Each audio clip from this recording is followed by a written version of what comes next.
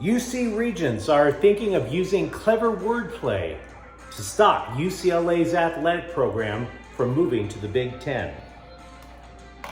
Honest question. How is USC going to stop the opposing quarterbacks? And even a more honest question. Can anybody explain that brawl outside of Bank of California Stadium on Tuesday? For real. 7-match winning streak, and let's top it off by going to jail. I wish somebody at LAFC would explain that to me. I'm at a wit's end. I'm James. This is your daily dose of sports and snark for the greatest sports city in the world, Los Angeles. This is Faithful Angelenos. Seriously, as if the homophobic slurs weren't enough. That's not fun enough anymore, LAFC. I'm just wondering. It's August 19th, 2022. If you like the content we've been putting out about LA sports, clickety-clack the like button. Clickety-clack the subscribe button. There's a notifications bell. Hit that. It'll let you know when there's new content. Sharing is caring. Let people know we exist. And I totally encourage comments. I'm still definitely wondering why you would want to fight your friends. Before we get to LAFC, let's take a look at the news and notes on the scoreboard from around LA. There was only one game involving LA teams yesterday. Milwaukee 5, Dodgers 3. Now, not a big thing. The Dodgers still have a 17-game lead. Their magic number's down to 27. It was at the end of a 7-game roadie. I think they were just having one eye on the plane to come back home. Meanwhile, tonight, Miami, the Marlins will play the Dodgers at 7. That's Tyler Anderson, 13-2, against Jesus Lizard, 3-5. The Galaxy will be playing Seattle tonight at 7 as well. It's important for the Galaxy for two reasons. It could mean the debut for FC Barcelona import midfielder Ricky Puig. And also, frankly, the Galaxy haven't won back-to-back matches since May. And in exhibition football, Houston is going to play the Rams at 7. The regents of the University of California, they are looking at plans to potentially block UCLA's move to the Big Ten in 2024. Now, the proposed move, which is not going to be official, they're saying all options are on the table. It would move to... The move would basically say that we are not going to let campuses make major decisions on athletics on their own. Now, I am clearly not a lawyer, but I was reading the arguments from the UC attorney, and it's really based in a weak wordplay argument.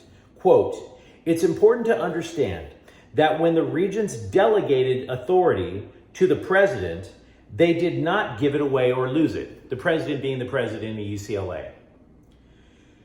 They did not give away authority by delegating it. Folks, the definition of delegation is to give away authority, which the UC regents did about a decade or so ago. They were like, you know what, we're just focusing on the academics. You guys worry about the athletics if you want. And UCLA, which was facing at the time, more than $100 million in debt, knew that they were going to get a financial lifeline from the Big Ten. Hence the move. So they're thinking that they have the authority to do it now. It's an extremely strange stance to me for the UC to take. Every argument that I've seen against the move is how it hurts the Pac-12. In other words, the other schools in the Pac-12 will lose money without USC and UCLA. Therefore, we are against it. Well, unless you're willing to cut a $100 million check to UCLA, you're going to be on the hook for that. And so, therefore, would California taxpayers. So why should we care if other schools are going to lose $10 to $12 million a year? Why should we care if Washington loses that money? Why? Now, I acknowledge that UCLA is getting a windfall in a lawsuit settlement from Under Armour. But that still would leave, if every dime came from Under Armour, that would still leave UCLA in approximately $40 million in debt. You are asking taxpayers to foot that bill if you choose to block UCLA's move to the Big Ten. That is by definition not fair. I have a friend, he played for Washington State, and he decried the move by UCLA, claiming that it was greed. How is it not greed for the rest of the conference or for the UC regents to force UCLA to stay in debt for their benefit? And I do recognize UC Berkeley is part of the Pac-12 and would lose the $12 million. But they're not $100 million in debt. UCLA's athletic department is. Not to mention, of course, the potential for lawsuits from the Big Ten, seeing as how UCLA already completed the move. UC, being a public agency, would again pass that bill along to you. So, which would you prefer? As a sports fan, would you prefer the tougher competition in the Big Ten? And as a California resident, would you prefer to foot the bill to pay for Washington, Utah, Oregon, Arizona, etc.? It seems like a relatively simple answer to me. Now, we mentioned earlier this week, or within the last couple of weeks, that edge rusher Corey Foreman, he has missed about all of training camp for the USC Trojans. However, so has Auburn transfer Romello Height, who was supposed to be the number 2 rusher or possibly their lead rusher. So, you're 2 weeks away from opening the season, guys. How are you going to get to the opposing quarterback if you don't have a pass rusher? In a defensive alignment that is known for not stacking against the other opponent's offensive line. Tough call. And I sure as hell don't have the answer for it. Can anybody explain that fight outside of Bank of California on Tuesday? Now, for those of you who haven't seen it, there are clips all over Twitter. The Black and Gold, they wind up defeating DC United 1-0. It's a 7th consecutive win for LAFC. Everybody should be hugging. Everybody should be dancing. No. Instead, they're punching each other in the face.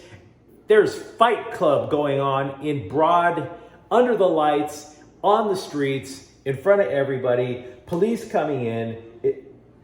It's just crazy because there's this guy who's been trying to talk to me out of abandoning rooting for the Galaxy and going to LAFC.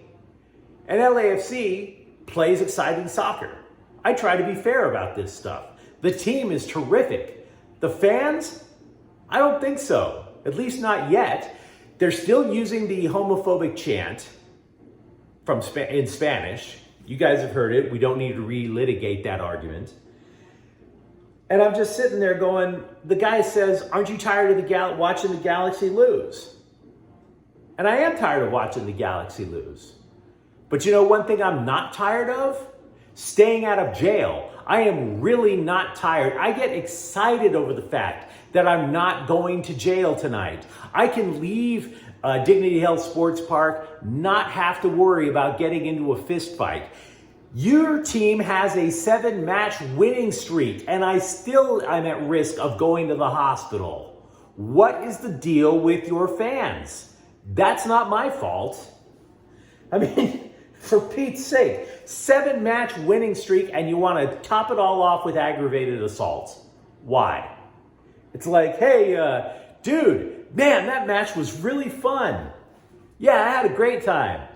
You know what else would make it even more fun? Hey, you see that guy who bought us the beer at halftime? Why don't we split his lip? Wouldn't that be great? Oh my God, we were so happy. We were all shoulder to shoulder after Vela scored. I just wanted to drill him in the face and make me so happy to do that. For no reason, yeah. You know what else would be great? Aside, after we break his jaw so that he has to drink his food through a straw for 6 months, you know what would be great? Yeah, why don't you hold him down so I can take my box cutters and slice his Achilles tendon so he can't walk? Maybe break his leg right at the kneecap. That would be great. Oh my God, LAFC games are just so much fun. Sure, if we maim that poor guy to within an inch of his life, it'll be the 3-2-5-1 instead of the 3-2-5-2. But on the plus side, there's no cash bail in California, so we'll be back for the next game. No, I don't want to take part in that.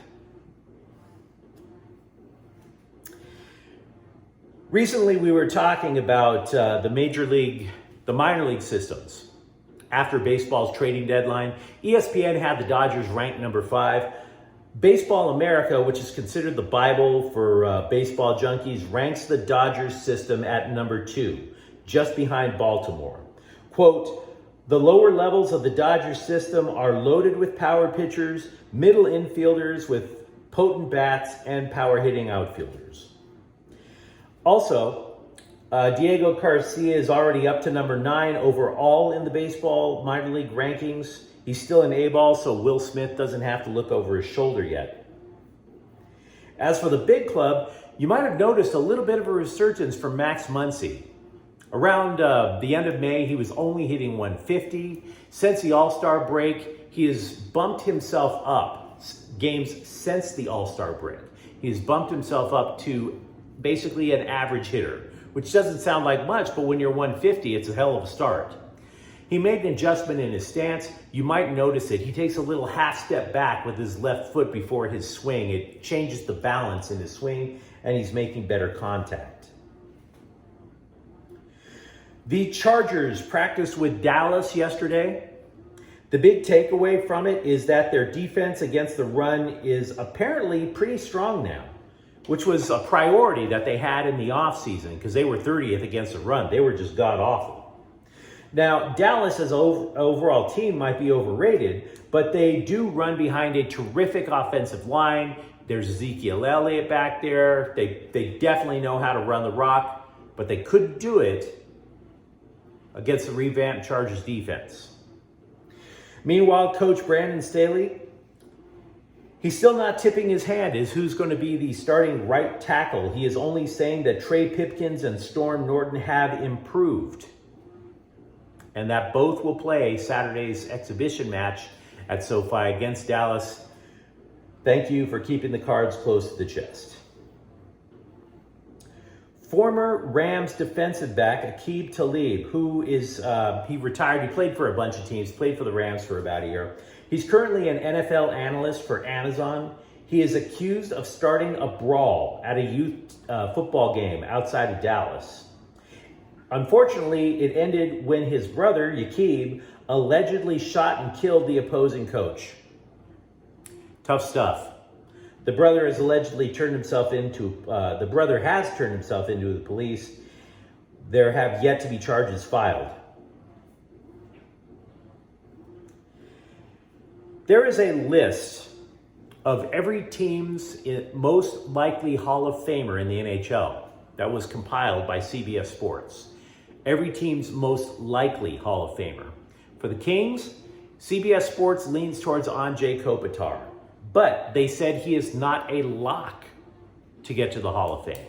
Yes, he is the Kings' second assist leader behind Marcel Dion. Yes, he was he's the current captain. Yes, he led the Kings to 2 Stanley Cups. They're saying that what could be held against him is that the team plays in LA, which is not exactly a hockey hotbed. I'm a little skeptical of that. I do think hockey writers are a little bit more, they're not exclusionary. They're not elitist like that, okay? They're going to look at LA, in my opinion. Who's on the hot seat? Who is not a coach? Who needs to excel for the team to succeed next year? The Hockey News claims it'll be Drew Doughty. His wrist injury may have been the difference, they think, between LA advancing to the second round of the NHL playoffs last year. Remember, they pushed Edmonton to 7 games. If Doughty can return, which he will next year, and if he plays above average, the belief is that the Kings can contend for home ice in the playoffs next year. And once again, I'm going to be watching soccer tonight and not going to jail afterwards. If you enjoyed today's broadcast of Faithful Angelenos, don't forget to like and subscribe. We are trying to build something here for LA sports. Thanks for watching. I'm James. We'll be back tomorrow. Faithful Angelenos is a Corte El Queso production. Take care.